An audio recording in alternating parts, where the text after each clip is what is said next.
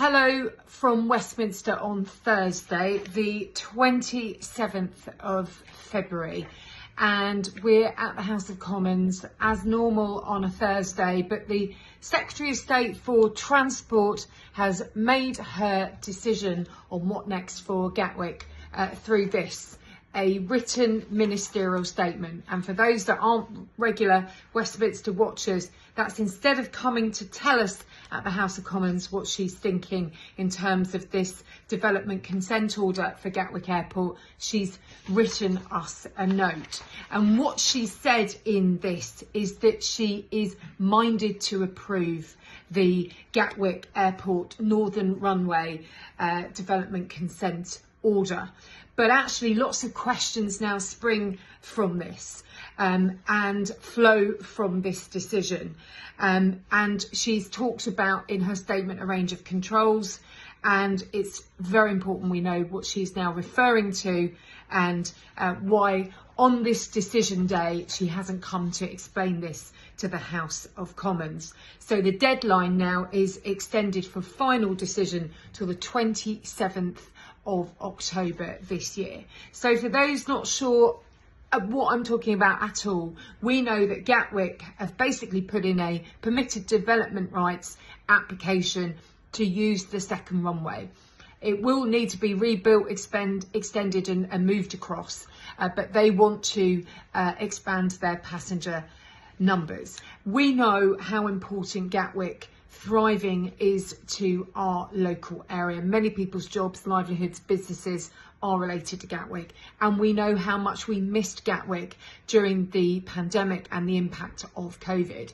But we also know that we still have many roads made for horse and cart. We have very little motorway, hardly any dual carriageway, lots of houses coming already, so more jobs are always welcome, but the impact environmentally and of course on the infrastructure that we need will be crucial. And this is a big question mark alongside the changes that we've got from the Labour government too in terms of devolution. So the government is talking the growth game and they're looking to do it on our doorstep at Gatwick. And I have a strong relationship with Gatwick. I've engaged with them a lot and I know and understand why they're bringing this forward.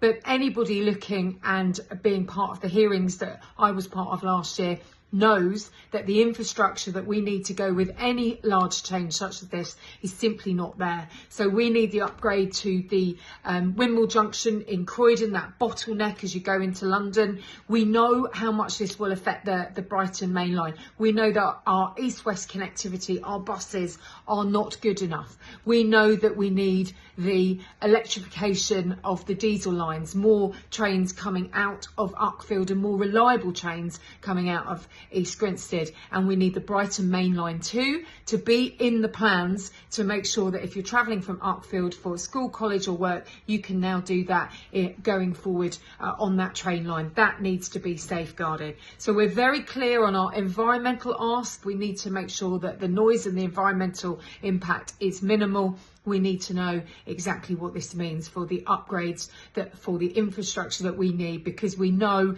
there is some provisions in this, but it simply isn't enough. So lots of questions about the minded to decision by the Secretary of State for Transport today.